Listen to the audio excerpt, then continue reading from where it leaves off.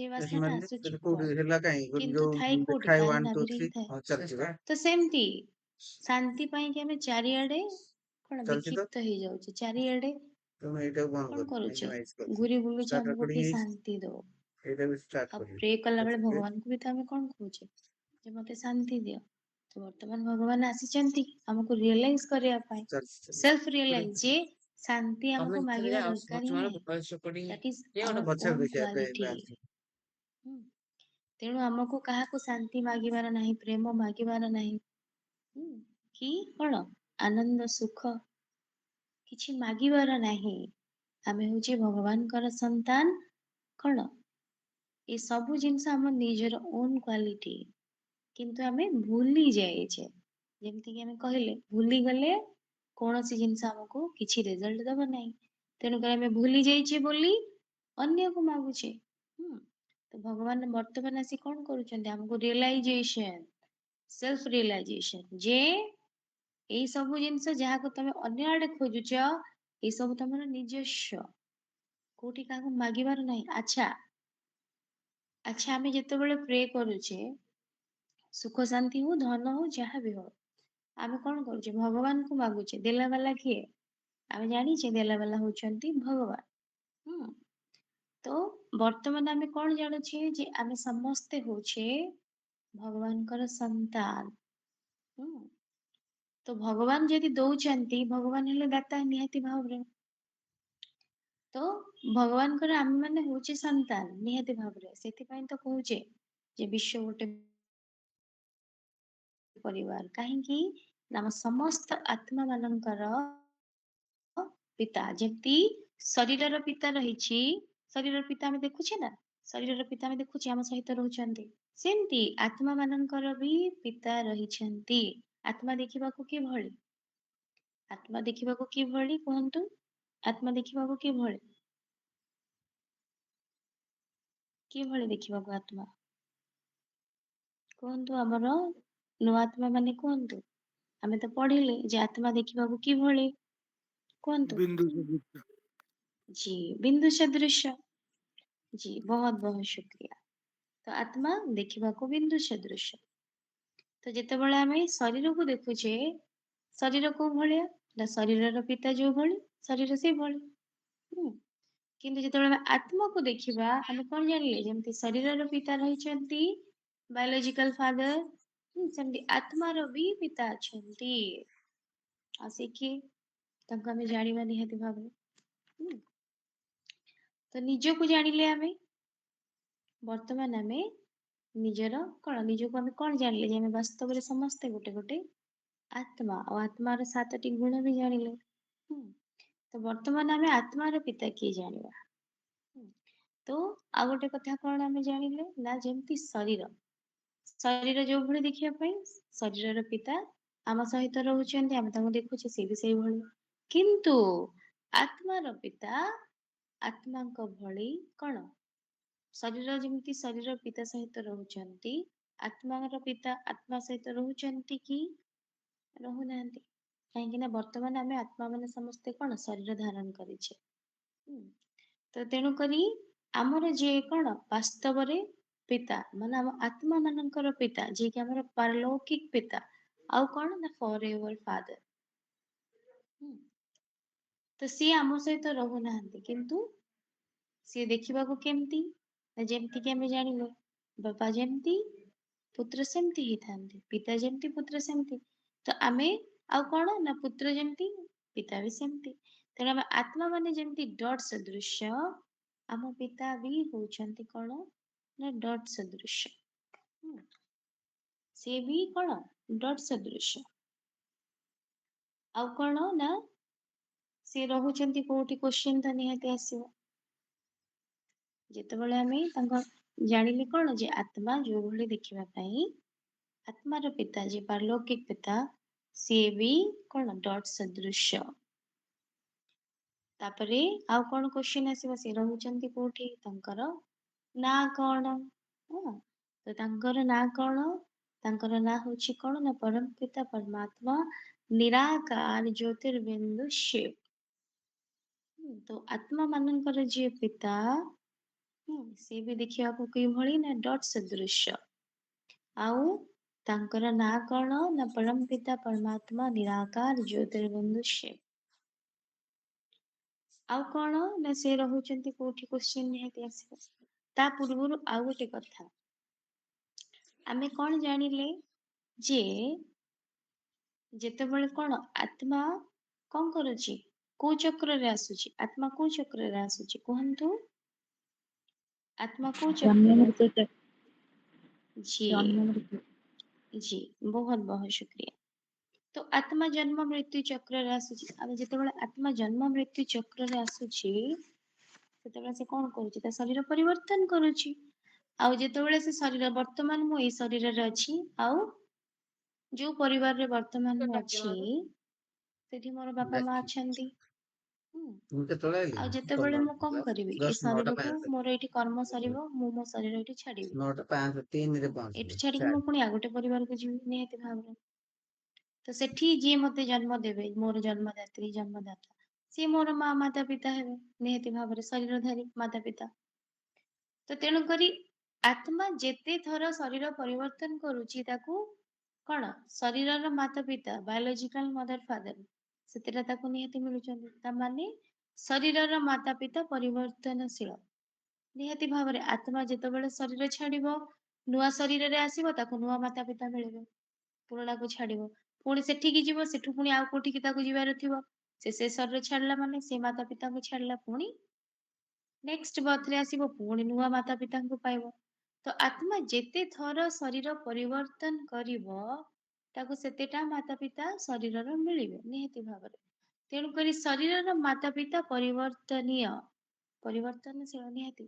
ଆତ୍ମା କଣ କରୁଛି, ଶରୀର ପରିବର୍ତ୍ତନ କରୁଛି, ମାନେ ଶରୀରର ମାତା ପିତା ବି ପରିବର୍ତ୍ତନ ହେବେ, ସ୍ୱାଭାବିକ କଥା। ତ ଭାବନ୍ତୁ ଏଇ ଗୋଟିଏ ଜନ୍ମରେ, ଆମେ ସବୁ ଜନ୍ମରେ ଅଲଗା ଅଲଗା ମାତା ପିତା ପାଉଛେ, ଶାରୀରିକ ମାତା ପିତା ବାୟୋଲୋଜିକାଲ ମଦର ଫାଦର, ଏ ଶରୀରର ମାତା ପିତା ଡିଫରେଣ୍ଟ ମିଳୁଛନ୍ତି ଆମକୁ ଜନ୍ମ ହିସାବରେ। କିନ୍ତୁ ସେଇ ଗୋଟିଏ ଜନ୍ମରେ ଆମର ତାଙ୍କ ସହିତ କେତେ ଲଗାव, କେତେ ଆଟାଚମେଣ୍ଟ, କେତେ ଭଲ ପାଇବା। ତ କିଛି ବି ଟିକେ ପ୍ରୋବ୍ଲେମ ହେଲେ ମାତା ପିତା ଆମ ପାଇଁ କେତେ ଦୁଃଖୀ ହେଇଯାଉଛନ୍ତି। ଭାବନ୍ତୁ କେତେ ମୋହ ହଉ ବା ଭଲ ପାଇବା ହଉ ତାଙ୍କ ସହିତ ଆମର ରହୁଛି। କିନ୍ତୁ ଆଉ ଗୋଟେ କଥା ଜାଣିବା, ଶରୀର ପରିବର୍ତ୍ତନଶୀଳ କିନ୍ତୁ ଆତ୍ମା ପରିବର୍ତ୍ତନଶୀଳ କି? ହଁ କି ନା, କଣ କହିବେ? କଣ କହିବେ? ଆତ୍ମା ଶରୀର ପରିବର୍ତ୍ତନ କରୁଛି। ଆତ୍ମା ଗୋଟେ ଶରୀର ଛାଡି ଆଉ ଗୋଟେ ଶରୀର ନଉଛି। କିନ୍ତୁ ଆତ୍ମା ପରିବର୍ତ୍ତନ ହଉଛି କି? ପରିବର୍ତ୍ତନ କିଏ ହଉଛି? ପରିବର୍ତ୍ତନ କିଏ ହଉଛି କୁହନ୍ତୁ? ଶରୀର ଶରୀର ଜି ଶରୀର ପରିବର୍ତ୍ତନ ହଉଛି। ଆଚ୍ଛା ଆତ୍ମା ପରିବର୍ତ୍ତନ ହଉଛି କି? ନା, जी बहुत बहुत ଆତ୍ମା शुक्रिया। ସ୍ଥିର। जी तो सोल इज कांस्टेंट। आत्मार जन्म नहीं कि मृत्यु नहीं। जी अच्छा कौन जान जी तो आत्मार कौन ना जन्म नहीं कि मृत्यु नहीं, सोल इज कांस्टेंट। ଆମେ କହିଲେ ନା ଅଜର ଅମର ଅବିନାଶୀ, ଆତ୍ମା ଆଗରୁ ଥିଲା, ଅଛି, ଆଗକୁ ବି ରହିବ। ଯେତେ ସବୁ ଆତ୍ମା ମାନେ ଆମେ ଶରୀର ଧାରଣ କରିଛେ, we are constant। ଆମର ଜନ୍ମ ନାହିଁ କି ମୃତ୍ୟୁ ନାହିଁ। ଆମେ ଆଗରୁ ଥିଲେ, ବର୍ତ୍ତମାନ ଅଛି, ଆଗକୁ ବି ରହିବା। କେବଳ ଆମେ ଶରୀର ଧାରଣ କରୁଛେ, ଶରୀର ପରିବର୍ତ୍ତନ କରିବା, କିନ୍ତୁ ଆତ୍ମା କନଷ୍ଟାଣ୍ଟ, ଅପରିବର୍ତ୍ତନୀୟ। ତ ସେମିତି ଶରୀର ପରିବର୍ତ୍ତନୀୟ, ସେଥିପାଇଁ ଶରୀରର ମାତା ପିତା ପରିବର୍ତ୍ତନୀୟ, କିନ୍ତୁ ଆତ୍ମା ହଉଛି କନଷ୍ଟାଣ୍ଟ, ସେଥିପାଇଁ ଆତ୍ମାର ପିତା ବି କନଷ୍ଟାଣ୍ଟ। ଆତ୍ମା ଯେମିତି ଅପରିବର୍ତ୍ତନୀୟ, ଆତ୍ମାର ପିତା ଯିଏକି ପାରଲୌକିକ ପିତା, ଆତ୍ମାର ପାରଲୌକିକ ପିତା ବି କଣ ଅପରିବର୍ତ୍ତନୀୟ, ସିଏ ବି କନଷ୍ଟାଣ୍ଟ। ତାଙ୍କର ବି ଜନ୍ମ ନାହିଁ କି ମୃତ୍ୟୁ ନାହିଁ, ସିଏ ବି କନଷ୍ଟାଣ୍ଟ। ସେ ଆତ୍ମାର ପିତା ଥିଲେ, ଆତ୍ମାର ପିତା ହେଇକି ଅଛନ୍ତି, ଆଉ ଆତ୍ମାର ପିତା ଆଗକୁ ହେଇକି ରହିବେ। ତ ଗୋଟିଏ ଗୋଟିଏ ଜନ୍ମରେ ଆମେ କଣ କରୁଛେ, ଶରୀରର ମାତା ପିତାଙ୍କ ସହିତ ଏତେ ଆଟାଚ ହେଇଯାଉଛେ, ଆମ ଭିତରେ ଏତେ ଭଲ ପାଇବା ଆସିଯାଉଛି, ଏତେ ଅନକଣ୍ଡିସନାଲ ହେଇଯାଉଛେ ଆମେ, ଭାବନ୍ତୁ। ତ ତେଣୁକରି ଯିଏ ଆମର ଫର ଏଭର ଫାଦର, ସବୁ ଦିନର ବାପା, ସେ थिले अछंती आगको भी रहिबे आमे तांको भूली जाउछे आमे तो भूली जाइथिले आमे जानिथिले आत्मा कोन आ आत्मार बापा किए वर्तमान आमे तांको विषय डिटेल्स से जानिबा किंतु आमे तांको भूली जाइथिले किंतु सी हमको मन रखी छथि निहाती भाबरे सेति पई तो कोन आमे जो आत्मा निजो को आमे आत्मा बोली जानुछे ओ आत्मार पिता किए तांको विषय रे आमे डिटेल्स नबा तो ए सब ज्ञान हमको दउछि के केमिति केमिति मिलुछि गोटे जिंस होछि कोन ना जे पर्यंत सामना वाला तार परिचय हमको देवनी आमे ता विषय परिचय पाई परिबा आपण माने आपनको परिचय मते कहिबेनी मु आपनको जानि परिबे ना मु जदि आपनको मो परिचय न देबी आपण मते जानि परिबे सेई भଳି आमे तो भगवान को भूली जाइछे आमे तो निज आत्मा आत्मा आत्मा बोली निजे आमे निजको भूली जाइथिले परमात्मा सेवा तो दूर दउछु कथा तो एते सब ज्ञान तू आमे व्हाट्सएप देखि पाइबे न तू केमति एटा भी गोटे क्वेश्चन व्हाट्सएप देखि न तू तो तेणु करी व्हाट्सएप आर भी देखि न आंसर देखि न आमे तू सत पाइबा कहू निहाती भाबरे हां काई तो देखि तेणु करी वर्तमान आमे जानिले तू कोन काई देखिबुनु ना आत्मार कोन तू भाबिले कोन पिता हबो तू किए इस कथा कोचिंग आत्मार कथा पिता मिस किए आमे लिखछंती जानिले ना ମୁଁ परम ଲେଖିକି पिता ପଠେଇଲି ତିନିଟା परमात्मा ନମ୍ବରକୁ निराकार ज्योतिर्बिंदु शिव आउ ତୁ कोन ଦେଖୁନ ना ଆଁ आत्मा माने जो भଳି देखिया पाई ସେଇଥିପାଇଁ କି ଫୋନ ଫୋନ डॉट ଦେଇଦେଲୁ ଫୋନ सी भी सेई डॉट सदृश काहे ना पिता और पुत्र तो देखिबा को सिमिलर ही होंते एका भଳି କେଇଟାରେ गलु जी आउ कोन ना ही इज आवर ଯେତିକି कांस्टेंट 6ଟାରେ फादर ଯାଇଥିବୁ ଠିକଣା ଅଛି से ଆମର कोन पारलौकिक ତାକୁ पिता आउ ପ୍ଲିଜ कोन ପଢେଇଲେ ପ୍ରକୃତ ପିତା ବାସ୍ତବରେ ସେ ଆମର ପିତା ଆଉ କଣ ନଟ୍ ମତେ ଲାଗିଲା ଚେଞ୍ଜେବଲ କୋଇନ୍ସିଡେନ୍ସ ପରିବର୍ତ୍ତନ ମୋର ଡେରି ହବ ନୁହେଁ ବୋଲି ବାବା ଆଜି ଏହା କରିଛନ୍ତି ଅପରିବର୍ତ୍ତନୀୟ ସେ ଆଁ କେବେ କଣ ପରିବର୍ତ୍ତନ ହୁଅନ୍ତି ନାହିଁ ଆଉ ଟିକେ ଡେରି ଯେମିତି ହେଇଥାନ୍ତା ମୋର ଆତ୍ମା କନଷ୍ଟାଣ୍ଟ ସେ ବି ଏବେ ବି କନଷ୍ଟାଣ୍ଟ ଆଉ ଆସିନଥାନ୍ତା କାରଣ କଣ ମୁଁ ଯୋଉ ଗାଡିରେ ନା ଯାଇଥିଲି ଆମର କାରରେ ସେ ବାସ୍ତବରେ ଲୋକ ଆସିବା ଡେରି ଫର ଥିଲା ଆଉ ଏଭର ଜଣ ଫାଦର କାହାର ପଳେଇ ସବୁଦିନର ପିତା ଥିଲେ ଅଛନ୍ତି ଆଗକୁ ରହିବେ ଅପରିବର୍ତ୍ତନୀୟ ପିତା କିଏ 6ଟା 15ରେ ଆତ୍ମାର ପିତା ବାହାରିଲେ 8ଟା ଅପରିବର୍ତ୍ତନୀୟ କିନ୍ତୁ ଶରୀରର ପିତା ପରିବର୍ତ୍ତନୀୟ 15 ନା ପାଖାପାଖି ପହଞ୍ଚିଲି ଅପରିବର୍ତ୍ତନୀୟ କଣ କହିବେ ପରିବର୍ତ୍ତନୀୟ जी ଆଉ ଆତ୍ମାର ପିତା ଅପରିବର୍ତ୍ତନୀୟ जी बहुत बहुत शुक्रिया अच्छा ଏବେ ଆମେ ଜାଣିବା ଯେ ଆମେ ତ ଘରେ ଦେଖୁଛେ ଆମର ଶରୀରର ପିତା ଆମ ସହିତ ରହୁଛନ୍ତି କିନ୍ତୁ ଆତ୍ମାର ପିତା ସେ ତ ଆମ ପାଖରେ ନାହାନ୍ତି କିନ୍ତୁ ସେ କୋଉଠି ଅଛନ୍ତି ତ ତାଙ୍କ ସ୍ଥାନ ଜାଣିବା ପୂର୍ବରୁ ଆମେ ତିନି ଲୋକ ବିଷୟରେ ଜାଣିବା ତିନି ହଁ ଲୋକ କଣ କଣ ତ ଆଗରୁ ଆମେ ଅଲଗା କଣ କିଛି କହିଲ ଜାଣିଥିଲେ ଯେ ଆକାଶ ଅଛି ମର୍ତ୍ତ୍ୟ ନାଇଁ ଅଛି ପାତାଳ ଅଛି ଏଇଭଳି ଆମେ ନାଁଟି ଆଗରୁ ଶୁଣିଥିଲେ ସମସ୍ତେ କହୁଛନ୍ତି ଆମେ ବି କହିଦଉ ହୁଁ ତ ଗୋଟେ ଟ୍ରାଡିସନାଲି ଚାଲିଥିଲା କିନ୍ତୁ ବାସ୍ତବରେ କଣ ଆମକୁ କଣ ସବୁବେଳେ ଲଜିକ ହିସାବରେ ଚାଲିବାର ଅଛି ପ୍ରକୃତ ବାସ୍ତବ ଜିନିଷ ଜାଣିବାର ଅଛି ନିହାତି ଭାବରେ ତ ତେଣୁକରି ବର୍ତ୍ତମାନ ଆମେ ଜାଣିବା କଣ ନା ବାସ୍ତବରେ ତିନି ଲୋକ କଣ କେତୋଟି ଲୋକ ଆଉ କଣ କଣ ତ ବାସ୍ତବରେ କେତୋଟି ଲୋକ ରହିଛି ନା ତିନି ଲୋକ ରହିଛି ଆଉ ସେଇଟା କଣ ସେ ତିନି ଲୋକ ବିଷୟରେ ଆମେ ନିହାତି ଜାଣିବା ତ ବର୍ତ୍ତମାନ ଆମେ ଫାର୍ଷ୍ଟ ଜାଣିବା କଣ ନା ବର୍ତ୍ତମାନ ଆମେ ଯୋଉଠି ରହୁଛେ ଆମେ କୋଉଠି ରହୁଛେ ନା ଆମେ ବ୍ଲୁ ପ୍ଲାନେଟରେ ରହୁଛେ ଆମେ ଜାଣିଛେ ଅର୍ଥ ପୃଥିବୀ ଯୋଉ ଗ୍ରହ ରହିଛି ସେ ପୃଥିବୀ ଗ୍ରହରେ ରହୁଛେ ଆମେ ଆଉ ଏ ପୃଥିବୀ ଗ୍ରହରେ ହିଁ କଣ ଜଳର ସତ୍ତା ଅଛି ବାୟୁର ସତ୍ତା ଅଛି ଗୋଟେ ଶରୀରକୁ ସର୍ଭାଇଭ କରିବା ପାଇଁ ପାଞ୍ଚ ତତ୍ଵ ଯୋଉ ଦରକାର ସେ ପାଞ୍ଚ ତତ୍ଵ ଏଇଠି ରହିଛି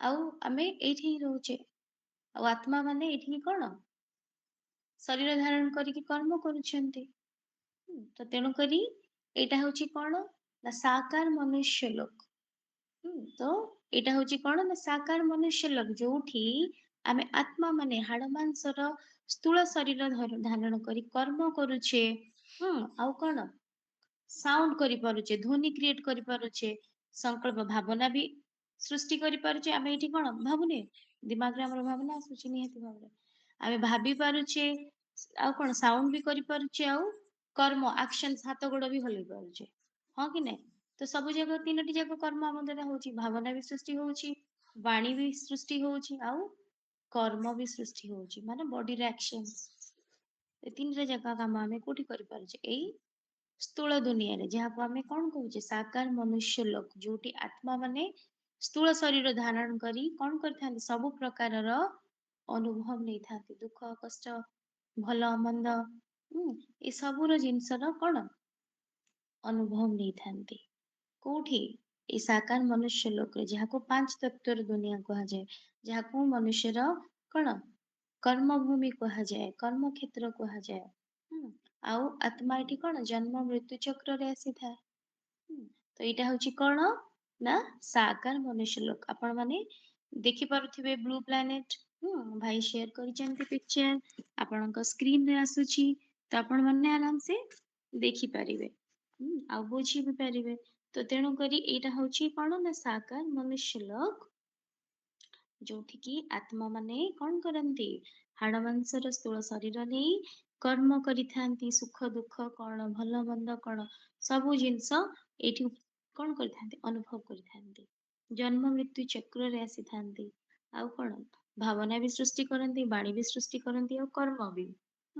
ଆଉ ଯାହାକୁ କଣ କୁହାଯାଏ, ପଞ୍ଚତତ୍ଵର ସୃଷ୍ଟି ବା କର୍ମକ୍ଷେତ୍ର ବୋଲି ମଣିଷର। ଜି ଏଇଟା ହଉଛି ସାକାର ମନୁଷ୍ୟ ଲୋକ। ତାପରେ ଆମେ ଆଉ ଟିକେ ଉର୍ଦ୍ଧ୍ୱକୁ ଯିବା, ସୂର୍ଯ୍ୟ ଚନ୍ଦ୍ର ତାରା ଠାରୁ ଆହୁରି ବହୁତ ଉର୍ଦ୍ଧ୍ୱରେ। କଣ ଦେଖିବା ନା ହ୍ୱାଇଟ ଲାଇଟ ର ଏରିଆ, ଧଳା ଜ୍ୟୋତି ଯୋଉଠି ଆମେ ଦେଖୁଛେ ହ୍ୱାଇଟ ଲାଇଟ ର ଏରିଆ। ତ ଏଇଟା କଣ, ଆମେ ତ ଜାଣିଲେ ଯେ ସାକାର ମନୁଷ୍ୟ ଲୋକ ବିଷୟରେ, ଯେ ଏଇଠି ଆତ୍ମା କଣ କରେ, ସ୍ଥୂଳ ଶରୀର ଯୋଉଠିକି ଆମେ ଶରୀରକୁ ଟଚ୍ କରିପାରୁଛେ। ପାଞ୍ଚ ତତ୍ଵର ଏ ଶରୀରକୁ ଆମେ ଟଚ୍ କରିପାରୁଛେ ନା ନାଇଁ, ହାତ ଦ୍ଵାରା ଟଚ୍ କରିପାରୁଛେ, ବାଣୀ ବି ଶୁଣୁଛେ, କର୍ମ ବି କରୁଛେ। କୋଉଠି ନା ଏଇ ପୃଥିବୀ ଲୋକରେ, ସାକାର ମନୁଷ୍ୟ ଲୋକରେ। କିନ୍ତୁ ବର୍ତ୍ତମାନ ଆମେ ଯୋଉ ସୂର୍ଯ୍ୟ ଚନ୍ଦ୍ର ତାରାର ବହୁତ ଉର୍ଦ୍ଧ୍ୱକୁ ଗଲେ, ଆଉ ଯୋଉଟା କି ଆପଣ ମାନେ ସ୍କ୍ରିନରେ ଦେଖୁଥିବେ ଯେ ହ୍ୱାଇଟ ଲାଇଟ ର ଏରିଆ, ତ ସେଇଠି କଣ, ସେଠି ଆମେ କଣ ଦେଖୁଛେ ନା ବ୍ରହ୍ମା ବିଷ୍ଣୁ ଆଉ ଶଙ୍କରଙ୍କୁ ଦେଖୁଛେ, ତିନି ଦେବତାଙ୍କୁ ଦେଖୁଛେ, ତିନି ଦେବତାଙ୍କର ଶରୀରକୁ ଦେଖୁଛେ, ମାତ୍ର ତାହା ସ୍ଥୂଳ ନୁହେଁ, ମାନେ ତାକୁ ଆପଣ ଛୁଇଁ ପାରିବେନି। ସ୍ଥୂଳ ଜିନିଷକୁ ଛୁଇଁ ହୁଏ କିନ୍ତୁ ସୂକ୍ଷ୍ମ ଜିନିଷକୁ ଛୁଇଁ ହୁଏନି। ସୂକ୍ଷ୍ମ ଜିନିଷ ମାନେ କଣ ନା ଏଇଟା ହଉଛି ଲାଇଟ ର ବଡି ତାଙ୍କର। ଏ ତିନି ଦେବତାଙ୍କର ଲାଇଟ ର ବଡି, ଯେମିତି କି ଆମେ ଛାଇକୁ ଛୁଇଁ ପାରିବା, ଗୋଟେ ଲାଇଟ ର ରିଫ୍ଲେକ୍ସନ ପଡୁଛି, ଆମେ ତାକୁ ଛୁଇଁ ପାରିବା, କେବଳ ଆମେ କଣ ତାର ଆଉଟଲାଇନ୍ସ ଦେଖିପାରିବା। ଯେମିତି କି ଆମେ ଖରାରେ ଗଲାବେଳେ ଛାଇ ପଡେ, ଛାଇ ପଡିଲେ ଆମେ କଣ ଦେଖିବା, ଛାଇର ଆଉଟଲାଇନ୍ସ ଦେଖିବା, ଯେ ମଣିଷ ଯୋଉ ଭଳି ସେ ଛାଇଟାର ଆକୃତି ସେଇଭଳି, କିନ୍ତୁ ଛାଇକୁ ଆମେ ଛୁଇଁ ପାରିବା, ବିଲକୁଲ ନାହିଁ। ତ ସେଇଟା ହଉଛି କଣ, ଗୋଟେ ସ୍ଥୂଳ ଶରୀରର ସୂକ୍ଷ୍ମ ରୂପ କୋଉଟା, ତାର ଛାଇ, ଯୋଉଟାକୁ ଆମେ ଟଚ୍ କରିପାରିବାନି, କିନ୍ତୁ ତାର ଆଉଟଲାଇନ୍ସ କେବଳ ଦେଖିପାରିବା, ଯେ ଏଇଟା ବି ମଣିଷ ଆକୃତିର, କିନ୍ତୁ ତାକୁ ସାଉଣ୍ଡ ଟା କମେଇ ଛୁଇଁ ଦବୁ ହବନି। ଥରକେ। ତ ସେଇଭଳି କଣ କହିଲ? ସୂକ୍ଷ୍ମ ଦେବଲୋକରେ ଯୋଉ ଦେବତା ମାନଙ୍କୁ ଆମେ ଦେଖୁଛେ, ବ୍ରହ୍ମାପୁରୀ, ବିଷ୍ଣୁପୁରୀ ଓ ଶଙ୍କରପୁରୀ, ଏଇ ତିନି ଦେବତାଙ୍କର ସ୍ଥାନକୁ କଣ କୁହାଯାଏ, ବ୍ରହ୍ମାପୁରୀ, ଶଙ୍କରପୁରୀ ଆଉ କଣ ବିଷ୍ଣୁପୁରୀ। ତ ଏଇ ତିନି ଦେବତାଙ୍କର ପିକ୍ଚର ବି ଆମେ ଦେଖୁଛେ। ତ ଏଇ ତିନି ଦେବତାଙ୍କର ଯୋଉ ପିକ୍ଚର ଦେଖୁଛେ ଆମେ, ତାହା କଣ ସ୍ଥୂଳ ନୁହେଁ, ତାହା ସୂକ୍ଷ୍ମ, କେବଳ ଲାଇଟ ର ବଡି ରହିଛି। ଆଉ କଣ ନା ଆମେ ଏଇ ପୃଥିବୀ ଲୋକରେ କଥା କହିପାରୁଛେ, ସାଉଣ୍ଡ କରିପାରୁଛେ, ଆଉ ହାତ ଗୋଡ ହଲେଇ ପାରୁଛେ, କର୍ମ କରିପାରୁଛେ, କିନ୍ତୁ ସେଠି କଣ ସୂକ୍ଷ୍ମ ଦେବଲୋକରେ କଣ ନା କେବଳ ଆମେ ଭାବନା ଦ୍ଵାରା କଣ କରିପାରିବା, ଥଟ୍ କେବଳ କ୍ରିଏଟ କରିପାରିବା। ଯାହାବି ଆମେ ଇଣ୍ଟରାକ୍ସନ କରିବା, ଯାହାବି ଆମେ କଣ କହିବାକୁ ଚାହିଁବା, ସେଟା ଆମେ ସାଉଣ୍ଡ କରିପାରିବାନି, ସେଠି କେବଳ ଆମେ ଭାବନା ସୃଷ୍ଟି କରିପାରିବା। କେବଳ ସଂକଳ୍ପ ଦ୍ଵାରା ଆମେ କଣ କରିପାରିବା, ଭାବର ଆଦାନ ପ୍ରଦାନ କରିପାରିବା, କେବଳ ସଂକଳ୍ପ ଦ୍ଵାରା, କେବଳ ଭାବନା ଦ୍ଵାରା। ସେଠି ସାଉଣ୍ଡ କରିପାରିବା ନାହିଁ, କାହିଁକି ନା ଏଇଠି ଦେବୀ ଦେବତାଙ୍କର ସୂକ୍ଷ୍ମ ଶରୀର ରହିଛି। ଆଉ କଣ, ଦେବତାଙ୍କର ସୂକ୍ଷ୍ମ ଶରୀର ରହିଛି। ଆଉ ଗୋଟେ କଥା କଣ ନା ଆମେ ବି ଯାଇକି ଆଗକୁ ଶିଖିବା ଯେ ଆମେ ବି ସେଇ ଲୋକର କଣ ଏକ୍ସପିରିଏନ୍ସ ନବା, ଅନୁଭବ ନବା, କେମିତି ନବା ସେଇଟା ବି ଆମେ ଜାଣିବା। ତ ତେଣୁକରି ସେଠି ଯେତେବେଳେ ଆମେ କଣ ନିଜର ଭାବନାକୁ ପ୍ରକାଶ କରିବାକୁ ଚାହିଁବା, ଆମେ ପୃଥିବୀ ଲୋକରେ ଯେତେବେଳେ ନିଜର ଭାବନାକୁ ପ୍ରକାଶ କରିବାକୁ ଚାହୁଁଛେ, ଆମେ କଣ କହୁଛେ, କଥା ଦ୍ଵାରା କହି ଦଉଛେ, ମତେ ଆଜି ଏମିତି ଫିଲ୍ ହେଲା, ମୁଁ ଆଜି ସେଠିକି ଯାଇଥିଲି, ମୁଁ ଆଜି ଏଇଟା କଲି। ତ ଏମିତି ଆମେ କଣ କରୁଛେ, ସାଉଣ୍ଡ କରିକି କହି ଦଉଛେ। କିନ୍ତୁ ସୂକ୍ଷ୍ମ ଦେବଲୋକରେ ଆମେ ଯେତେବେଳେ ନିଜର ଭାବର କଣ ଭାବନାକୁ କଣ କରିବା ସେୟାର କରିବାକୁ ଚାହିଁବା, ଭାବନା ପ୍ରକାଶ କରିବାକୁ ଚାହିଁବା, ଆମେ କେବଳ ଭାବନା ଦ୍ୱାରା ହିଁ କରିବା। କେବଳ ଥିଙ୍କିଂ ପ୍ରୋସେସରେ କରିବା। ସଂକଳ୍ପ ପ୍ରୋସେସରେ କରିବା। ସାଉଣ୍ଡ କରିପାରିବାନି, କେବଳ ଥଟରେ ହିଁ କରିବା। ତେଣୁକରି ଏଇଟା ହଉଛି ଆମର କଣ ନା ଆମର ଯୋଉ ପୃଥିବୀ ଲୋକ ରହିଛି ତାକୁ ଆମେ କଣ କହୁ ଟକି ୱାର୍ଲଡ, କାହିଁକି ନା ଏଠି ଆମେ କଥାବାର୍ତ୍ତା ହେଇପାରୁ। କିନ୍ତୁ ସୂକ୍ଷ୍ମ ଦେବଲୋକକୁ କଣ କୁହାଯାଏ ନା ମୁଭି ୱାର୍ଲଡ। କେବଳ ଆମେ ପିକ୍ଚରକୁ ଦେଖୁଛେ, ଦେଖିବା ଆଉ ଭାବନା ହିଁ ସୃଷ୍ଟି କରିପାରିବା, କିଛି କହିବାନି। ଜି ତ ତାପରେ ଆମେ ଜି ତାପରେ ଆଜ୍ଞା ଭଉଣୀ କିଛି କହୁଛନ୍ତି? ଓମ୍ ଶାନ୍ତି।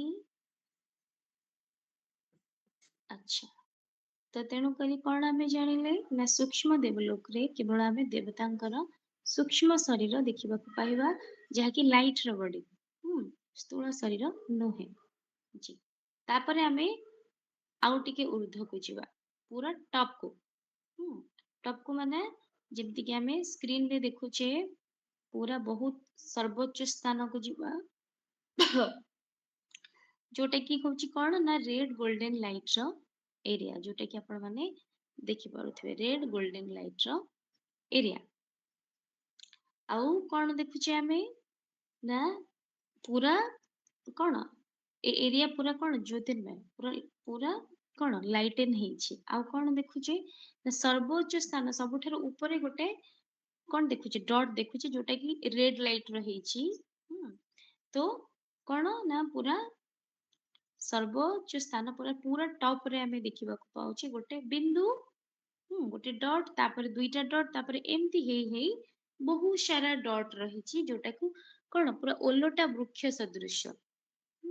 ଯେମିତି ଗୋଟେ ଗଛ କଣ ହୁଏ, ଗୋଟେ ମଞ୍ଜିରୁ କଣ ହୁଏ, ଦିଟା ପତ୍ର ବାହାରେ, ପୁଣି କଣ ହୁଏ ତାର ମାନେ ଶାଖା ବାହାରେ, ପୁଣି ଶାଖା ପ୍ରଶାଖା ଏମିତି ମିଳିକି ପୁରା ଗୋଟେ ବିଶାଳ ଗଛ ହେଇଯାଏ। ତ ସେମିତି ସେଟା କଣ ସିଧା ହୁଏ, ମାଟିରୁ ଉପରକୁ ଯାଇ ଆମେ ଦେଖିଛେ। କିନ୍ତୁ ଏଠି ଯେତେବେଳେ ଆମେ ଏଇଠି ଦେଖୁଛେ, କଣ ଦେଖୁଛେ ନା ସବୁଠାରୁ ଉପରେ ଗୋଟେ ଡଟ୍, ତାପରେ ଦୁଇଟା ଡଟ୍, ତାପରେ ଏମିତି କିଛି କିଛି ଡଟ୍ସ ଧୀରେ ଧୀରେ ଧୀରେ ବଢି ବଢି ବଢି ପୁଣି ଆହୁରି ବହୁତ ସାରା ଡଟ୍ସ ରହିଛନ୍ତି। ତ ଏମାନେ କିଏ ଜାଣିବା ଆମେ। ତ ତେଣୁକରି ଫାଷ୍ଟ ଆମେ କଣ ଜାଣିବା, ଯୋଉ ସର୍ବୋଚ୍ଚ ଉପର ସ୍ଥାନରେ ଆମେ ଦେଖୁଛେ, ସବୁଠାରୁ ପୁରା ଟପ ରେ ଦେଖୁଛେ ଗୋଟେ ଡଟ୍, ସେ କିଏ? ତ ଆମେ କଣ ଜାଣିଥିଲେ ପୂର୍ବ ଜ୍ଞାନ ଆମର ନା ଆତ୍ମା ଦେଖିବାକୁ କିଭଳି ନା ଡଟ୍ ସଦୃଶ୍ୟ, ଆଉ ଆତ୍ମାର ପିତା ଦେଖିବାକୁ କିଭଳି କିଭଳି କଣ ଜାଣିଥିଲେ? ଆତ୍ମାର ପିତା ବି ଦେଖିବାକୁ କିଭଳି? ଡଟ୍ ଜି ସଦୃଶ। ଡଟ୍ ସଦୃଶ୍ୟ। ତ ତେଣୁ କରି ବର୍ତ୍ତମାନ ଆମେ ଜାଣିବା ଯେ ଆମ ପିତାଙ୍କର ରହିବାର ସ୍ଥାନ କୋଉଠି, ଆଉ ଆମ ଆତ୍ମା ମାନଙ୍କର ବି। ତ ତେଣୁକରି ଯୋଉ ଡଟ୍ ଆପଣ ଦେଖୁଛନ୍ତି ସର୍ବୋଚ୍ଚ ସ୍ଥାନରେ, ସେ କିଏ ନା ସିଏ ହିଁ ହଉଛନ୍ତି ଆମ ଆତ୍ମା ମାନଙ୍କର ପିତା। କଣ ପରମପିତା ପରମାତ୍ମା ନିରାକାର ଜ୍ୟୋତିର୍ବିନ୍ଦୁ ଶିବ। ଆଉ ତାଙ୍କ ତଳକୁ ସବୁ କଣ ଆରେଞ୍ଜ ହେଇକି ଯୋଉମାନେ ରହିଛନ୍ତି, ସେମାନେ ହେଲେ କଣ ନା ସେମାନେ ହେଲେ ଆତ୍ମା ମାନେ। ଆମେ ଆତ୍ମା ମାନେ, ତେଣୁ କରି ଆମେ କଣ କହୁ ଯେ ଆମେ ଆସିଛେ ଏଠିକୁ, କୋଉଠିକି ଏଇ ପୃଥିବୀ ଲୋକକୁ ଆସିଛେ କର୍ମ କରିବା ପାଇଁ। କର୍ମ ସରିଲେ ଆମେ ଆମ ସ୍ଥାନକୁ ଫେରିଯିବା। ତାହେଲେ ଆମେ କୋଉଠୁ ଆସିଛେ? ଏଇ ଯୋଉ ଆପଣ ଦେଖୁଛନ୍ତି ରେଡ ଗୋଲ୍ଡେନ ଲାଇଟ ର ଏରିଆ। ଆଉ କଣ ଜାଣିଲେ ଆମେ ଯେ ଆମ ପିତା କଣ ପରମାତ୍ମା ଶିବ, ସିଏ ବି ଏଇଠି ରହୁଛନ୍ତି। ତା ସହିତ ଆଉ ବାକି ସବୁ ଡଟ୍ସ କିଏ ନା ଆମେ ଆତ୍ମା ମାନେ। ତେଣୁ ଏ ସ୍ଥାନର ନାଁ କଣ? ଏ ସ୍ଥାନର ନାଁ ହଉଛି ବ୍ରହ୍ମଲୋକ ବା ଶିବଲୋକ। ଆଉ କଣ କହୁ ଆମେ? ପରମଧାମ କହୁ, ମୁକ୍ତିଧାମ କହୁ, ଶାନ୍ତିଧାମ କହୁ, ନିର୍ବାଣ ଧାମ କହୁ। ତ ବହୁତ ସାରା ନାଁ ରହିଛି ଆର। କଣ ନା ବ୍ରହ୍ମଲୋକ, ଶିବଲୋକ, ମୁକ୍ତିଧାମ, ଶାନ୍ତିଧାମ, ନିର୍ବାଣ ଧାମ। ତ ବହୁତ, ଆଉ କଣ ନା ପରମଧାମ ବୋଲି ବି କହିଥାଉ। ତେଣୁକରି ଯୋଉ ସ୍ଥାନକୁ ବର୍ତ୍ତମାନ ଆମେ ଦେଖିଲେ ସବୁଠାରୁ ଉଚ୍ଚ ସ୍ଥାନ, ତାର ନାଁ କଣ ନା ପରମଧାମ ବା ଶିବଲୋକ ବା ବ୍ରହ୍ମଲୋକ ବା ମୁକ୍ତିଧାମ ବା ନିର୍ବାଣ ଲୋକ। ତ ସେ ସ୍ଥାନ କାହାର ରହିବାର ସ୍ଥାନ? ଉଭୟ। କାହାର ନା ଆତ୍ମା ଓ ଆତ୍ମାର ପିତା, ମାନେ ଆମ ଆତ୍ମା ମାନଙ୍କର ପିତା ଙ୍କର ରହିବା ସ୍ଥାନ, ତା ସହିତ ଆମ ଆତ୍ମା ମାନଙ୍କର ବି ରହିବାର ସ୍ଥାନ। ତେଣୁ ଆତ୍ମା ଆଉ ପରମାତ୍ମା ଦୁଇ ଜଣଙ୍କର ରହିବାର ସ୍ଥାନ କୋଉଠି ନା ପରମ ଧାମ। ଆଉ କଣ ନା ଆମେ ଆତ୍ମା ମାନେ ପରମ ଧାମରୁ ଏଇ କୋଉ ଲୋକ ଏଇ ପୃଥିବୀ ଲୋକକୁ ଆସୁଛେ, ଶରୀର ଧାରଣ କରିକି କଣ କରୁଛେ, ଜନ୍ମ ମୃତ୍ୟୁ ଚକ୍ରରେ ଆସୁଛେ, କର୍ମ କରୁଛେ, ସବୁ ଜିନିଷର ଅନୁଭବ ନଉଛେ କାହା ମାଧ୍ୟମରେ, ଏଇ ଶରୀର ମାଧ୍ୟମରେ। କିନ୍ତୁ ପିତା ଜନ୍ମ ମୃତ୍ୟୁ ଚକ୍ରରେ ଆସନ୍ତି ନାହିଁ, ସିଏ କନଷ୍ଟାଣ୍ଟଲି ପରମ ଧାମରେ ହିଁ ରୁହନ୍ତି। ତ ତାଙ୍କର କନଷ୍ଟାଣ୍ଟ ହୋମ କୋଉଟା ନା ପରମ ଧାମ। କିନ୍ତୁ ଆମେ ଆତ୍ମା ମାନେ କଣ କରୁଛେ, ଆମେ ଆସି ଯାଉଛେ ଏ ପୃଥିବୀ ଲୋକକୁ ଶରୀର ଧାରଣ କରି କର୍ମ କରିବା ପାଇଁ। କିନ୍ତୁ ପିତାଙ୍କର କନଷ୍ଟାଣ୍ଟ ପ୍ଲେସ୍ କୋଉଠି ନା ପରମ ଧାମ। ସେ ଆଉ କୋଉଠି ରୁହନ୍ତିନି। କୋଉଠି ରୁହନ୍ତି, ଓନ୍ଲି ପରମ ଧାମରେ। ତ ତେଣୁକରି ଆମେ ତିନି ଲୋକ ବିଷୟରେ ଜାଣିଲେ। ତ ଆମେ ବର୍ତ୍ତମାନ ଯୋଉଠି ହାଡ ମାଂସର ଶରୀର ଧାରଣ କରିକି ବର୍ତ୍ତମାନ କର୍ମ କରୁଛେ ଆତ୍ମା ମାନେ, ତାକୁ କୋଉ ଲୋକ କୁହାଯାଉଛି, ତାକୁ କୋଉ ଲୋକ ସାକାର କୁହାଯାଉଛି? ମନୁଷ୍ୟ ଲୋକ। जी, साकार मनुष्य लोग। जी, बहुत बहुत शुक्रिया। अच्छा, तापर आमे कुआडे गले, सूर्य चंद्र तारा ठारू आहुरी बहुत ऊर्ध्वକୁ गले, जोठी कि व्हाइट लाइट रो एरिया। तो ताको कोन कहा जाउची? परम धाम व शांति धाम। अच्छा, जो ब्रह्मलोक, अच्छा, सूक्ष्म बहुत लोक। बहुत शुक्रिया। जी, तो जोठी आमे देवी देवतांकर कଣ ତିନି ଦେବତା ବ୍ରହ୍ମା ବିଷ୍ଣୁ ଆଉ ଶଙ୍କର ତିନି ଜଣଙ୍କର ସୂକ୍ଷ୍ମ ଶରୀର ଦେଖୁଛେ, ସେଟା ହଉଛି ସୂକ୍ଷ୍ମ ଦେବଲୋକ, ଯୋଉଠି କେବଳ ଥଟ୍ ଚାଲେ। ଆଉ କଣ, ସେଇ ତିନି ଦେବତାଙ୍କର ଯୋଉ ସୂକ୍ଷ୍ମ ଦେବଲୋକ ରହିଲା, ତାଠାରୁ ଆହୁରି ବହୁତ ଉର୍ଦ୍ଧ୍ୱରେ ଆମେ କଣ ଦେଖୁଛେ ନା ରେଡ୍ ଗୋଲ୍ଡେନ ଲାଇଟ ଏରିଆ, ଯାହାକୁ କୁହାଯାଉଛି ପରମଧାମ ବା ବ୍ରହ୍ମଲୋକ ବା ଶିବଲୋକ। ଆଉ କଣ ନା ଏଇଟା ଆତ୍ମା ଆଉ ପରମାତ୍ମାଙ୍କର ରହିବାର ସ୍ଥାନ। ଆଉ ଗୋଟେ ଜିନିଷ କଣ ନା ଆତ୍ମା ଏଠି କୋଉ ଭଳି ରୂପରେ ରହୁଛି ନା ଡଟ୍ ସଦୃଶ୍ୟ। परमात्मा भी डॉट सदृश, आत्मा भी डॉट सदृश। तो आत्मा परमात्मा को भली रूप रे एठी रहउचंदी डॉट डॉट रूप रे, बिंदु स्वरूप रे। तो तेणु करी एटा होची डेड साइलेंस जोन। तो एटा होची कोन ना डेड साइलेंस जोन, जोठी की ना कथा चले ना कोन बाणी भी प्रकाश करि परिबानी, आउ कोन करि परिबानी, भावना भी चले नाही। बाणी भी चलेना ଆଉ ଭାବନା ବି ଚଲେନା। ଏଠି କେବଳ କଣ ଡେଡ୍ ସାଇଲେନ୍ସ, ପୁରା एकदम ଡିପ୍ ସାଇଲେନ୍ସ। ଯେତେବେଳେ ଆମେ କଣ, ଯେତେବେଳେ ଆମେ ଶୋଇପଡୁ, ଆମେ ଯେତେବେଳେ ଶୋଇଯାଉ, ସେତେବେଳେ କଣ ହୁଏ, ଆମ ମାଇଣ୍ଡରେ କିଛି ଭାବନା ଚାଲେ, କିଛି ଚାଲେନି। ନା ଆମେ ପାଟି କରୁ, କିଛି ନାହିଁ। ତ ଆମେ କଣ କରୁ, ଯେତେବେଳେ ଗଭୀର ନିଦ୍ରାରେ ଆମେ ଶୋଇପଡୁ, ତ ଆମକୁ କେମିତି ଅନୁଭବ ହୁଏ ନା ଭାବନା ଚାଲେ, ନା କଥା କହୁ, ନା ସେନା କିଛି ବି ହୁଏନି। ତ ଡେଡ୍, ପୁରା ଡେଡ୍। ତ ସେଇଭଳି। ତ ତେଣୁ କରି ପରମଧାମ ହଉଛି ପୁରା କଣ ନା ବୟସ ଡେଡ୍ ସେୟା ସାଇଲେନ୍ସ ଜୋନ୍। ଏଠି ନା ବାଣୀ ଚାଲେ ନା ଭାବନା ଚାଲେ, କେବଳ ଆତ୍ମା ଡଟ୍ ସୋଲ୍ ରେ ହିଁ ଥାଏ। पूरा डेड पीस, पूरा एकदम पीस। पूरा डेड साइलेंस जोन रे थाए। ବନ୍ଧା ହେଇଛି। तो आत्मा डेड साइलेंस जोन रे कोठी रहे, परम धाम रे रहे। जी, ଆଉ କଣ ଜାଣିଲେ ଆମେ ଯେ ପରମ ଧାମ କଣ କାହାର ରହିବାର ସ୍ଥାନ, କେବଳ ପିତାଙ୍କର ରହିବାର ସ୍ଥାନ କି ନା ଆଉ କାହାର ରହିବାର ସ୍ଥାନ, କଣ ଜାଣିଲେ? ଆତ୍ମା ମାନଙ୍କର ବି। जी, तो तेणुकरी आत्मा और ପଚାରିଲେ ଯାଇଥିଲା परमात्मा दुई ଜଣଙ୍କର ରହିବାର ସ୍ଥାନ ହଉଛି କଣ ନା ପରମ ଧାମ। परम जी, धाम। जी, बहुत बहुत शुक्रिया। तो ଆମେ ତିନି ଲୋକ ବିଷୟରେ ଜାଣିଗଲେ। ଗୋଟେ ହେଲା କଣ ନା ସାକାର ମନୁଷ୍ୟ ଲୋକ, ଯୋଉଠି କି ବର୍ତ୍ତମାନ ଆମେ ମାନେ ଅଛେ ଆତ୍ମା ମାନେ। ତାପରେ କଣ ସୂକ୍ଷ୍ମ ଦେବଲୋକ, ଦେନ୍ ପୁରା ଟପ୍ ମୋଷ୍ଟ ରେ କଣ ନା ପରମ ଧାମ ବା ଯାହାକୁ ଆମେ ବ୍ରହ୍ମଲୋକ, ଶିବଲୋକ, ମୁକ୍ତିଧାମ, ଶାନ୍ତିଧାମ ବା ନିର୍ବାଣ ଧାମ ବୋଲି କହିଥାଉ। ଜି, ତିନି ଲୋକ ତ ଆମେ ଜାଣିଗଲେ। ଜି, ତ ତାପରେ ଆମେ ଆଉ ଟିକେ ଜିନିଷ ଜାଣିବା। କଣ ନା ଯୋଉ ଜିନିଷ ଆମେ ଜାଣିଲେ ଯେ ତିନି ଲୋକ ବିଷୟରେ ଜାଣିଲେ, ନିଜ ପିତାଙ୍କ ବିଷୟରେ ଜାଣିଲେ, ପିତାଙ୍କର ନାଁ କଣ ଆମେ ଜାଣିଲେ କୁହନ୍ତୁ? ପିତାଙ୍କର ନାଁ ଆମେ କଣ ଜାଣିଲେ? ପରମ ଶିବ ପିତା ପରମେଶ୍ୱର। ଜି କଣ ଜାଣିଲେ?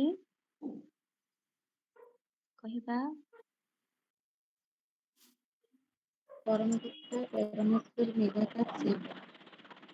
जी बहुत बहुत शुक्रिया। तो आमे कौन जानिले पितांकर नाम? परम पिता परमात्मा निराकार ज्योतिर्बिंदु शिव। आउ कौन ना शिव शब्दर अर्थ कौन ना सदा कल्याणकारी। तो शिव शब्दर अर्थ कौन आमे निहाती मन रखिबा काहेकि ना आम निजर बापा से आमे तो कौन आमर निजर बापार ना आमे मन रखु ना निहाती भाବରେ आमे भी कौन आम आत्मा मानकर पिता जे कि फॉरएवर फादर हमर तांकर ना भी आमे निहाती भाବରେ मने रखिबा। तो तांकर ना कौन शिव। परम पिता परमात्मा निराकार ज्योतिर्बिंदु शिव। आ शिव माना कौन ना सदा कल्याणकारी। ସବୁବେଳେ ସେ ଆମକୁ କଣ କରନ୍ତି ଯେମିତି ମା ବାପା ଆମ ମାନଙ୍କର କଣ ଚାହାନ୍ତି ସବୁବେଳେ ମଙ୍ଗଳ ଚାହାନ୍ତି ସେମିତି ଆମ ଆତ୍ମା ମାନଙ୍କର ପିତା ବି ଆମର ପାରଲୌକିକ ପିତା ଯେ ସିଏ ବି ଆମ ପାଇଁ ସବୁବେଳେ କଣ ମଙ୍ଗଳ ହିଁ କଣ କରନ୍ତି ଚିନ୍ତା କରନ୍ତି ଆଉ ସବୁବେଳେ ଆମକୁ ବ୍ଲେସିଂସ୍ ଦିଅନ୍ତି ଆଶୀର୍ବାଦ କରନ୍ତି ଆମର କଲ୍ୟାଣ କରନ୍ତି ତେଣୁ କରି ତାଙ୍କ ନାମରେ ହିଁ ତାଙ୍କର ସ୍ୱରୂପ ରହିଛି ଯେ ଶିବ ମାନ ସଦା କଲ୍ୟାଣକାରୀ ଜି ଆଚ୍ଛା ତ ବର୍ତ୍ତମାନ ନିହାତି ଆମେ ଯୋଉ କ୍ୱେଶ୍ଚିନ୍ ଟେ କଣ ହେଇଥିଲା ଆମ ମନରେ ଆସିଥିଲା ଯେ ଆମେ ତ ଆତ୍ମା କଣ ଭୁଲି ଯାଇଥିଲେ ଆମର ଆତ୍ମାର ପିତା ଯିଏ ତାଙ୍କୁ ଆମେ ଭୁଲି ଯାଇଥିଲେ ତିନି ଲୋକ କଣ ଆମକୁ ଜଣା ନଥିଲା ଆମେ ଆଗରୁ ଭାବୁଥିଲେ କିଛି ଅଲଗା କିନ୍ତୁ ଆକାଶରେ କଣ କଣ ଅଛି ଆମେ ଜାଣିଲେ ଆକାଶ ତ କଣ ଅନଲିମିଟେଡ ଆମେ ଜାଣିଥିଲେ ସ୍କାଇ ଇଜ ଅନଲିମିଟେଡ କିନ୍ତୁ ସେ ଅନଲିମିଟେଡ ସ୍କାଏ ଉପରେ କଣ ଅଛି ଉର୍ଦ୍ଧ୍ୱରେ ଯୋଉଟା କି କଣ ସାଇନ୍ସ ଚାହିଁଲେ ବି ପହଞ୍ଚି ପାରିବ ନାହିଁ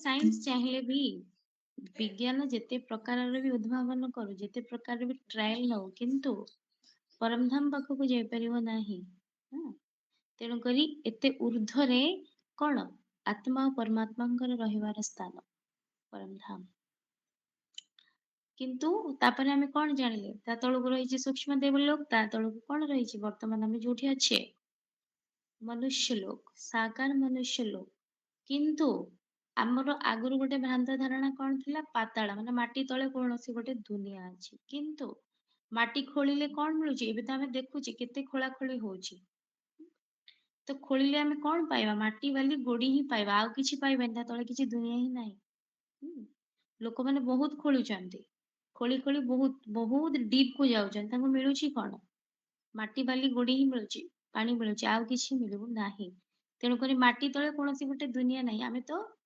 ପୃଥିବୀର ସରଫେସ ରେ ହିଁ ରହିଛି ଆଉ ପୃଥିବୀରେ କଣ ଗ୍ରାଭିଟି ହିଁ ଆମକୁ କଣ କରୁଛି ଟାଣିକି ରଖିଛି ତେଣୁକରି ତା ସେଣ୍ଟରକୁ ଗଲେ ଆପଣ କଣ ପାଇବେ ତଳକୁ ଯେତେ ବି ଆପଣ ଖୋଳନ୍ତୁ ତା ତଳେ କିଛି ଦୁନିଆ ନାହିଁ ତା ତଳେ ମାଟି ବାଲି ଗୋଡି ଏଗୁଡା ହିଁ ପାଇବା ଆପଣ ତ ତେଣୁକରି ପାତାଳ ବୋଲି ଗୋଟେ କୌଣସି ଦୁନିଆ ନାହିଁ ଆମେ ତ ଯାହା ଶୁଣିଥିଲେ ସେଇଟା କହିଦଉଛେ କିନ୍ତୁ ବାସ୍ତବତା ବି ଆମକୁ ଜାଣିବା ଦରକାର ଜି ତେଣୁ ବାସ୍ତବରେ କେତେ ଲୋକ ଆମେ ଜାଣିଲେ ତିନି ଲୋକ ଆଉ କଣ କଣ ଜାଣିଲେ ଜି ତ ଏତେ ଯୋଉ ନଲେଜ ଆମେ ନେଲେ ଆତ୍ମା ଆଉ ପରମାତ୍ମା ନେଲେ ତିନି ଲୋକ ବିଷୟରେ ନେଲେ ତ ଏଇ ନଲେଜ ତ ଆମକୁ କିଏ ଆଗରୁ ଦେଇନଥିଲେ ନିହାତି ଭାବରେ କେହି ଦେଇନଥିଲେ ତ ଆମେ ଜାଣିବି ନଥିଲେ ତ ଆମେ ଜାଣିବା କେମିତି ଜାଣିଲେ କେମିତି ଆଉ ଗୋଟେ କଥା ହେଲା ଆମେ ତ ନିଜକୁ ଭୁଲି ଯାଇଥିଲେ ତ ପରମାତ୍ମାଙ୍କୁ ବି ଭୁଲି ଯାଇଥିଲେ ଯେ କଣ ନିଜକୁ ତ ଭୁଲିଥିଲେ ଆଉ ନିଜ ବାପାଙ୍କୁ କେମିତି ମନେ ରଖିବା ତାଙ୍କୁ ବି ଭୁଲି ଯାଇଥିଲେ ତ ତେଣୁକରି ଆମେ ତାଙ୍କ ପରିଚୟ କେମିତି ପାଇଲେ ତ ଯେମିତି କି ଆପଣଙ୍କୁ କୁହାଗଲା ଯେ ଯେପର୍ଯ୍ୟନ୍ତ ସାମ୍ନା ବାଲା ତାର ନିଜର ପରିଚୟ ନିଜେ ନ ଦବ ସେ ପର୍ଯ୍ୟନ୍ତ ଆମେ ତାକୁ ଜାଣିପାରିବାନି ତ ସେଇଭଳି ଆମେ ସିନା ଭଗବାନଙ୍କୁ ଭୁଲିଗଲେ ଆମେ ସିନା ନିଜ ପିତାଙ୍କୁ ଭୁଲିଗଲେ କିନ୍ତୁ କଣ ପିଲା ଯେତେ ମା ବାପାଙ୍କୁ ଭୁଲିଯାଉ ମା ବାପା କେବେ ପିଲାକୁ ଭୁଲନ୍ତି କି କେବେ ବି ନୁହେଁ ତ ସେଇଭଳି ଆମେ ସିନା କଣ ଏ ଶରୀର ଭାନରେ ଆସି ଶରୀରକୁ ଦେଖି ଦେଖି କଣ ନିଜକୁ ଭୁଲିଗଲେ ନିଜ ପିତାଙ୍କୁ ଭୁଲିଗଲେ କିନ୍ତୁ ସିଏ ଆମକୁ ମନେ ରଖିଛନ୍ତି ତ ତେଣୁକରି ଯେତେବେଳେ ସେ କଣ ଏଇ ସବୁ ଜିନିଷ ଆମକୁ ଜଣେଇବାର ଅଛି ତାଙ୍କୁ ତ ସେ କଣ କରୁଛନ୍ତି ସେ ଅବତରଣ କରୁଛନ୍ତି ଯେମିତିକି ଆମେ ଜାଣିଲେ ଯେ କଣ ଶିବ କଣ ଜନ୍ମ ମୃତ୍ୟୁ ପରେ ଅକାଳ ମୂରତ ତାଙ୍କୁ କୁହାଯାଏ। ଶିବଙ୍କୁ କଣ କୁହାଯାଏ? ଅକାଳ ମୂରତ କୁହାଯାଏ, ସଦାଶିବ କୁହାଯାଏ। ସଦାଶିବ କାହିଁକି କୁହାଯାଏ? ନା ସବୁବେଳେ ସେ କଣ ଜ୍ୟୋତିର୍ବିନ୍ଦୁ ସ୍ୱରୂପରେ ଥାନ୍ତି। ତ ତେଣୁକରି ଜନ୍ମ ମୃତ୍ୟୁ ଚକ୍ରରୁ ଊର୍ଧ୍ୱରେ ସେ, ସେଥିପାଇଁ କି ତାଙ୍କୁ କଣ କୁହାଯାଏ? ଅକାଳ ମୂରତ। ତାଙ୍କୁ କାଳ କେବେ ଟଚ୍ କରେ ନାହିଁ। କାହିଁକି? କାହିଁକି ନା ସେ ଶରୀର ଧାରଣ କରନ୍ତି ନାହିଁ। ଆମ ଆତ୍ମା ମାନଙ୍କ ଭଳି ଜନ୍ମ ମୃତ୍ୟୁ ଚକ୍ରରେ ଆସନ୍ତି ନାହିଁ। ସବୁବେଳେ ତାଙ୍କର ସ୍ୱରୂପ କଣ? ଜ୍ୟୋତିର୍ବିନ୍ଦୁ ସ୍ୱରୂପ। ଆମେ ଏଇଟା ବି ଟିକେ ଜାଣିବା ଆଗକୁ, ନିହାତି କାଲିକି ଜାଣିବା। ଆତ୍ମା ଯେମିତି ଦେଖିବାକୁ ପରମାତ୍ମା ବି ସେମିତି ଦେଖିବାକୁ, କିନ୍ତୁ ତାଙ୍କ ଭିତରେ ଡିଫରେନ୍ସ କଣ? ତାଙ୍କ ଭିତରେ କଣ ପାର୍ଥକ୍ୟ କଣ ରହିଛି? ଆମେ ତାଙ୍କୁ ନିଜ ସମସ୍ତ ଆତ୍ମାର ପିତା ବୋଲି କାହିଁକି କହୁଛେ?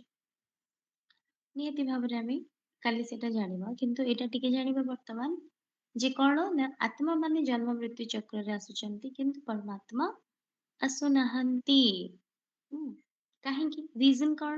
ନା ଯେମିତି କି ଆମେ ଜାଣିଛେ ବର୍ତ୍ତମାନ ଆମ ଆତ୍ମା ମାନେ କୋଉ ଭଳି ଷ୍ଟେଜରେ ଅଛି? ଅଶାନ୍ତି ଅଛି, ଦୁଃଖୀ ଅଛି।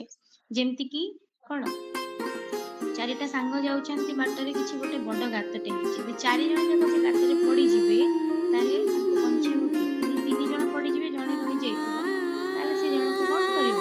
ତାର ବୁଦ୍ଧି ଖର୍ଚ୍ଚ କରି ସେ 3 ଜଣଙ୍କୁ ବଞ୍ଚେଇ ଦେଇ ପାରିବ। କିନ୍ତୁ ଯଦି 4 ଜଣ ଯାକ ଗାତରେ ପଡିଯିବେ କିଏ ତାଙ୍କୁ ବଞ୍ଚେଇବ କି? ନିହାତି ଭାବରେ ସେମାନେ କଣ କଷ୍ଟ ହିଁ ପାଇବେ, ଆଉ ଲସ୍ ତାଙ୍କ ଜୀବନରେ ବି ଯାଇପାରେ 4 ଜଣ ଯାକଙ୍କର। ତ ସେଇଭଳି ତ ଆମେ ଆତ୍ମା ମାନେ କଣ ଜନ୍ମ ମୃତ୍ୟୁ ଚକ୍ରରେ ଆସୁଛେ, ଏଇ ସ୍ଥୂଳ ଦୁନିଆରେ ଆସୁଛେ, ଶରୀର ଧାରଣ କରୁଛେ, ଦୁଃଖ କଷ୍ଟ ଭୋଗୁଛେ। ଦୁଃଖ ସୁଖ ବହୁତ ଭୋଗୁଛେ, ଖାଲି ଦୁଃଖ ନୁହେଁ।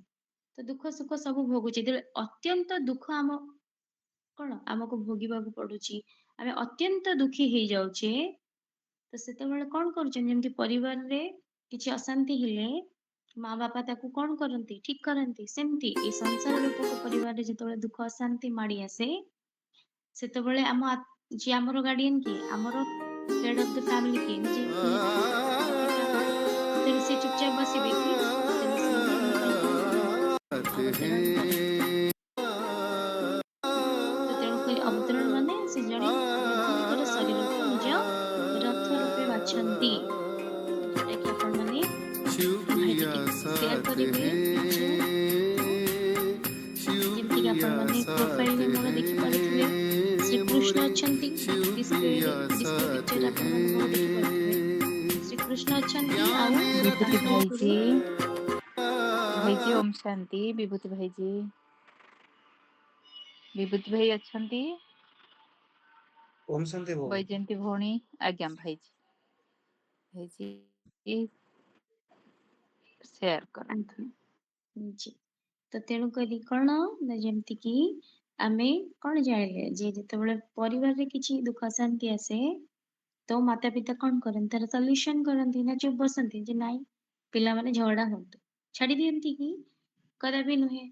ତ ସେଇଭଳି ବର୍ତ୍ତମାନ କଣ ନା ଏଇ ସଂସାର ରୂପକ ପରିବାରରେ କେତେ ଦୁଃଖ, କେତେ ଅଶାନ୍ତି, ଆଉ ଆମର ପରସ୍ପର ଭିତରେ କଣ ଚାଲିଛି? ନିହାତି ଭାବରେ କେହି କାହା କଥା ସହିପାରୁଛନ୍ତି? ସମସ୍ତେ ଗୋଟିଏ ପରିବାର ହଉ କି ଅନ୍ୟାନ୍ୟ ପରିବାର ହଉ, ସମସ୍ତଙ୍କ ଭିତରେ କଣ ଲଢେଇ ଝଗଡା, କେହି କାହା କଥା ଶୁଣିବାକୁ ହିଁ ନାରାଜ।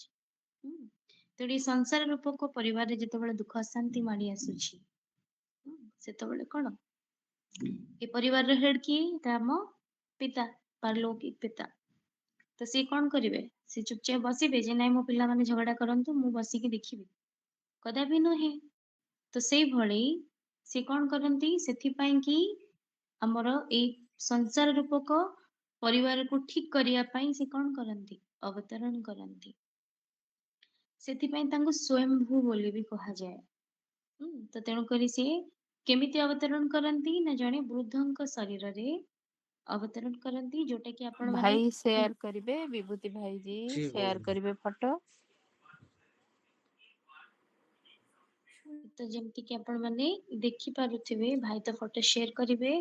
ତ ଆପଣ ମାନେ ଦେଖନ୍ତୁ, ଆପଣ ମାନେ ମୋ ଡିପି ଦେଖୁଥିବେ ଯେ ଶ୍ରୀକୃଷ୍ଣ ଅଛନ୍ତି, ଶ୍ରୀକୃଷ୍ଣଙ୍କ ଉପରେ ଜଣେ ବୃଦ୍ଧଙ୍କର ଶରୀର ରହିଛି, ତାପରେ ପିତାଙ୍କର ଫଟୋ ରହିଛି, ଚିତ୍ର।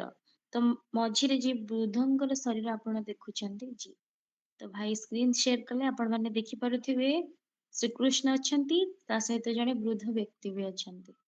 ତ ସେ ବୃଦ୍ଧ ବ୍ୟକ୍ତି ଜଣକ କିଏ ନା ଦାଦା ଲେଖରାଜ। ତାଙ୍କର ଲୌକିକ ନାମ ହେଉଛି ଦାଦା ଲେଖରାଜ।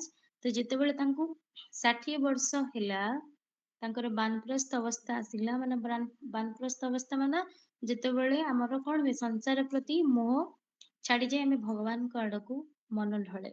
ତ ସେଇଟା ହଉଛି କଣ ନା ବାନପ୍ରସ୍ଥ ଅବସ୍ଥା। ତ ଯେତେବେଳେ ତାଙ୍କୁ 60 ବର୍ଷ ହେଲା, ତ ସେତେବେଳେ ପରମାତ୍ମା ତାଙ୍କ ଶରୀରକୁ ନିଜ ରଥ ରୂପେ ବାଛିଲେ, ଆଉ ସେ ଶରୀରରେ ଅବତରଣ କଲେ। କାହିଁକି ନା ଆମେ ଜାଣିଛେ ଯେ କଣ, ଯେ ଆମେ ବି ଆତ୍ମା, ଆଉ ଆମେ କଣ କରୁଛେ, ଆଉ 2 ମିନିଟ କ୍ଲାସ କରିବା ତାପରେ ଆମେ ବନ୍ଦ କରିବା, ତ ଠିକ ଯିବାନି।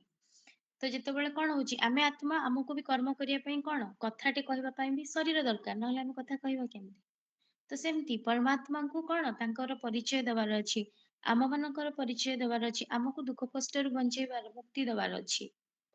ତ ସେଥିପାଇଁ ତାଙ୍କୁ ବି କଣ କରିବାର ଅଛି, ଗୋଟେ ମାଧ୍ୟମ ଦରକାର, କାରଣ ସିଏ ବି ତ ଡଟ୍, ସିଏ କଣ କରିବେ।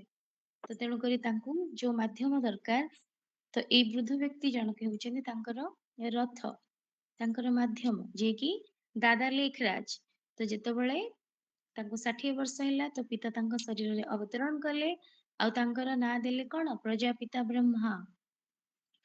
ଆଉ ତାଙ୍କର ମୁଖ ଦ୍ଵାରା କଣ କଲେ, ଜ୍ଞାନ ଦେଲେ ନିହାତି ଭାବରେ।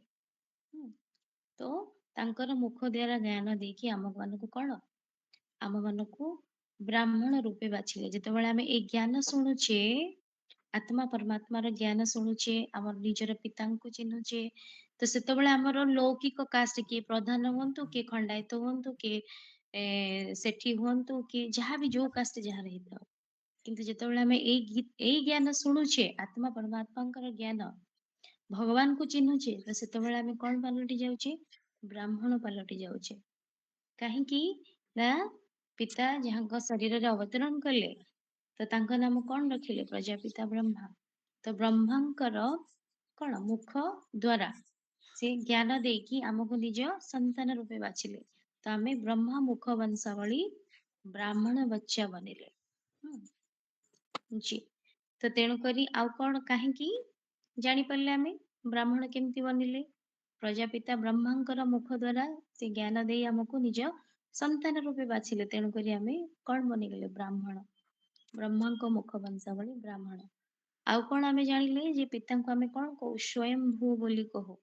ତ ଶିବ ମନ୍ଦିରର ଉପରେ କଣ ହୁଏ, ଖୋଲା ରଖାଯାଏ, କାହିଁକି ନା ପିତା କଣ କରନ୍ତି, ଜନ୍ମ ମୃତ୍ୟୁ ଚକ୍ରରେ ଆସନ୍ତି ନାହିଁ, ସିଏ ତାଙ୍କର ସମୟ ହେଲେ, ଆଉ କୋଉ ସମୟରେ ସେ ଅବତରଣ କରୁଛନ୍ତି ସେଟା ଆମେ ଆଗକୁ ଯାଇ ଡିଟେଲ୍ସ ରେ ଜାଣିବା। ଏବେ ଆମେ ଯାହା ବି ଶୁଣିବା ମନେ ରଖିବା।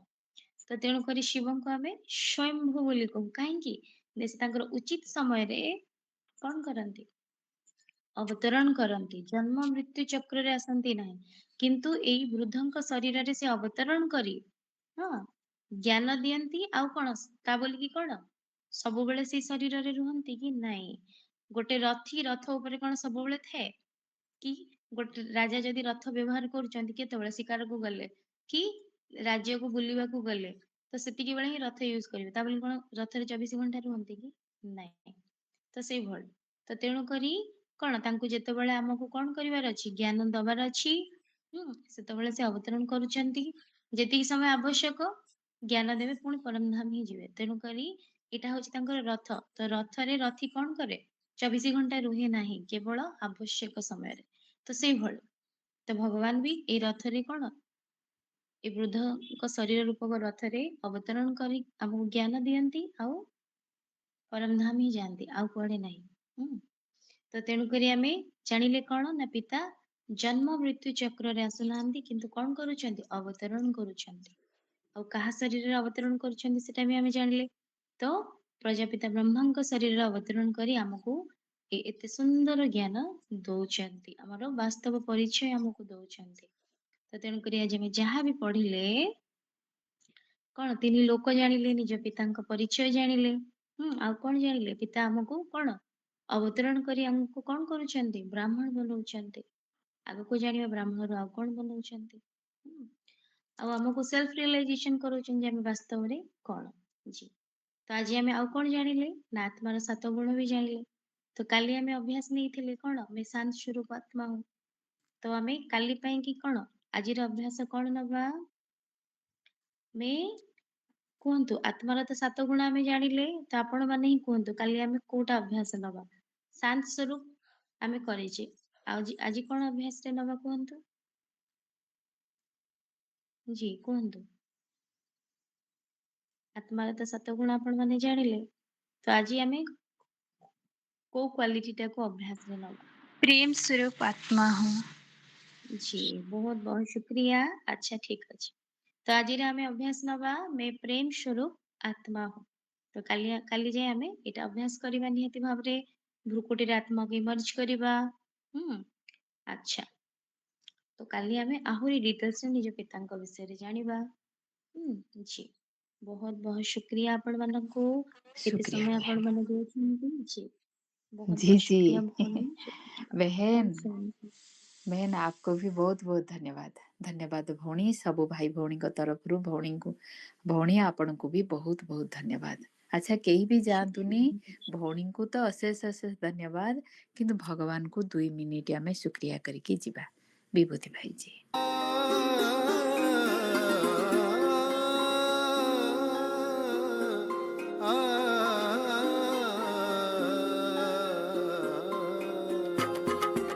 शिव पिया साथ है, शिव पिया साथ है, मोरे शिव पिया साथ है। ज्ञान रत्नों की बरसात है, ज्ञान रत्नों की बरसात है, शिव पिया साथ है, मोरे शिव पिया साथ है। वो नजर में है, वो जिगर में है, सांसों के लंबे सफर में है। वो नजर में है, वो जिगर में है, सांसों के लंबे सफर में है। वो मेरे दिन रात है, वो मेरे दिन रात है, शिव पिया साथ है, मोरे शिव पिया साथ है। शुक्रिया भाई जी शुक्रिया जी शुक्रिया सभी भाई बहनों को। अच्छा आपण माने जहाँ शुणिले बिल्कुल सारा दिन टिके चिंतन मंथन करिवे आ बिल्कुल कहीं आब्सेंट करिवेनी। काली समस्ते आमे एक्यूरेट 9 टारे जॉइन करी जिबा।